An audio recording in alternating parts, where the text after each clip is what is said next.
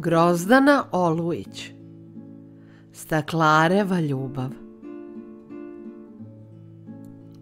Sav zanesen, dečak je posmatrao kako se nadimaju očeve grudi, a bezoblična užarena masa na vrhu duge staklarske cevi pretvara u prozirnu staklenu zdelu za voće i kolače. Kad porastem i ja ću postati staklar, reče mališan, a otac ga, odloživši posao, zbunjeno pogleda. Za staklare su potrebna jaka pluća, a ti jedva uspeš da ugasiš rođendansku sveću. Nije to posao za tebe, sinko. Beži od staklarske peći kao od kuge, dok ti nije spržila lice i dušu. Staklar začuta i s tugom se zagleda u dečakove zlataste oči. Takve u porodici nikad niko nije imao, niti je iko bio tako prozračan i tanak. Idi igraj se, dete. Otac uzdahnu. I ne dolazi više ovamo. Ali dečak nije bio u stanju da posluša očev savet. Sjaj i prozirnost stakla privlačila su ga više od bilo čega na svetu. U blesku rose video ga je, u kapima kiše, u bojama duge, u snu. Čak mu je i potok ličio na neko tečno staklo, koje skakuće preko kamenja i koje se negde u daljini pretvara u stakleno jezero, naseljeno prozračnim jezerskim vilama. Je li čudo što on, kradomice, nastavi da odlazi u staklaru, što zanemari i san i igru? Ali bez obzira na to koliko se trudio, grudva na vrhu duvaljke nije se pretvarala u pehar ili zdelu. Mrtva i mutna visila je neko vreme, a onda se otkidala i padala na tlo kao neka nakazna voćka. Brže od Iverija niz planinsku reku oticali su dani, meseci i godine. Ali dečak nije odustajao, delimično zbog tvrdoglavosti, delimično zbog priča starih staklara da u staklenoj rudači živi čarobnjak, koji se pojavljuje jednom u 100 godina onome koga ugleda, darujući sposobnost da od stakla načini sve što zaželi, od sklenog cveta do ptice. Kad bi mi se makar na trenutak ukazao, sanjario je mališan i iz sve snage duvao u cev, sve dok staklena masa nije počela da širi kao mehur. Ali da od mehura napravi zdelu, nije mu polazilo za rukom i on se zaricao da više neće odlaziti u staklaru. Pa ipak, već sutradan je tamo išao kao da ga noge same nose. Ponekad mu se činilo da u staklu vidi nečije lice, kako se smeši, ali to bi trajalo tek tren i smešak bi se gasio kao da ga nije ni bilo. No i pored neuspeha, dečak je u staklaru odlazio sve češće i ostajao sve duže. Jedne noći on vide kako provejava krupan i vlažan sneg i zatrpava krošnje drveća i pločnike. Ne načinim li noća stakleni cvet, prozračniji od mehura sapunice, više nikad ovamo neću doći, promrmlja dečak i zamoči cev u vrelu žitku masu. Već ga grudi bole od duvanja, a grudva nikako da se počne širiti.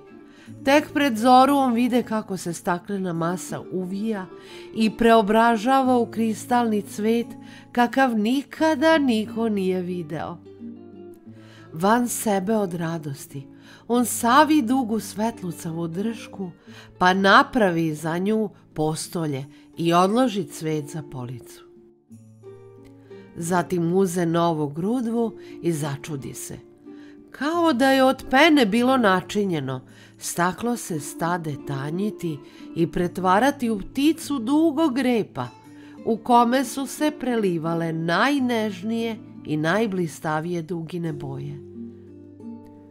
Da napravim još jednu pre nego što majstori uđu u staklaru, pomisli, ali kad se stakleni mehu raširi, on vidi kako se umjesto u pticu masa i bezoblična grudva preobražava u devojčicu, tako prozračnu i blistavu, da su ga od sjaja njenog lica oči bolele.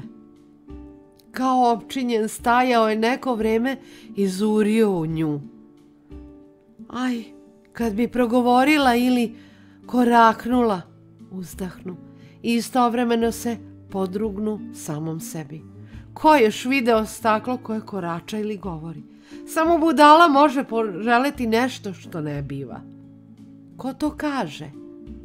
Staklena devojčica se zakikota, poskoči i malim hladnim prstom dotače dečakov obraz, pa poče da raste. Bila je već skoro dečakove visine, kad mali staklar ču korake radnika koji su dolazili na posao. Svašta, progunđa dečak. Već je počelo da mi se priviđa staklo koje raste i govori. On nadlanicom protrlja oči, uveren da sanja, ali devojčica i dalje svejedno stajala kraj njega i prekorno ga posmatrala. A što ne bi govorila, reče ljutito. Zato što je to nemoguće, odvrati dečak. Pa ti veruj da je nemoguće ako ti se sviđa. Svojom malenom šakom ona dotače dečakovo rame i osmehnu se. A sad me vodi svojoj kući, jer uskoro će radionica biti puna ljudi. Šta da kažem roditeljima? Zabrinuo se mališan. Zapanjit će se kad te vide. Neće me videti, reče devojčica. Ja ću biti vidljiva samo za tebe. Nečujno ona pođe za dečakom i isto tako nečujno uđe u njegovu kuću. Od toga dana dečakova majka nije mogla rođenim očima da poveruje. Je li taj nasmejani mladić njen večno uplašeni sin? Šta se to s njim događa? S kim on to u mraku razgovara? Pokušavala je da sazna, ali je na sva njena pitanja dečak ćutao i rastao očiju punih nekog tihog, radosnog sjaja. Zajedno s njim rasla i devojčica, nežna i prozirna, kao da ju je vodena vila rodila, i bila stalno uz dečaka, u kući, u školi, u snu i na javi. Majstori i staklare su ga u čudu posmatrali i pokušali da dokuče ko to u radu pomaže.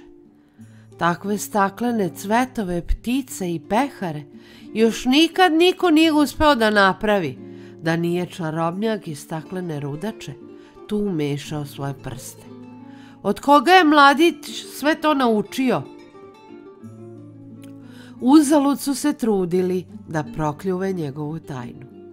Mali staklar je ćutao, a dani su se kao pupoljci otvarali. Kraj reke, dok je posmatrao oblake kako se ogledaju u vodi, on pomisli kako od njega nema srećnijeg čoveka na svetu i istog trena osjeti kako mu kao nož kroz grudi prolete jeza. Šta ako svetloka ode, kao što je i došla, ako jednostavno iščezne? Bićeš uvek sa mnom, prošaputa bojažljivo, i volećeš me večno. Dok me ne udariš ili ne gurneš, zapamti, ljubav je krhkija od stakla. Za nju je potrebno mnogo strpljenja, mnogo nežnosti. Lepotica od stakla se osmehnula, a mladić uskoro zaboravi i svoju strepnju i njenu opomenu. Nedelje i meseci su leteli kao zlatne strelice i on poverova da će uvek tako biti. Pod njegovim prstima staklo se savijalo u grančice, u svetlucave vlati trave, cvetove, puzavice. I njegova slava je rasla. Ljudi su iz daleka dolazili da vide njegove tvorevine od stakla, da im se dive. Od ove grudve napravit ću paučinu s kapima rose. Na dnevnom svetlu blistaće kao biseri, reče mali staklar jedne noći. Ali mu posao ne pođe za rukom i Svetloka se nehotice nasmeja. Ta ti paučina liči na rezance, reče, a on je u ljutnji ne razmišljajući gurnu. Istoga časa ču se nekakav rezki zvuk. Kao da se staklo lomi i on sav očajan vide kako se devojka pretvara u gomilicu staklenog praha i u struji vazduha izleće kroz prozor. Oprosti mi, vrati se, povika van sebe od tuge i zaprepašćeni potrča za staklenim prahom koji se sve brže osipao dok na kraju sasvim ne nestane.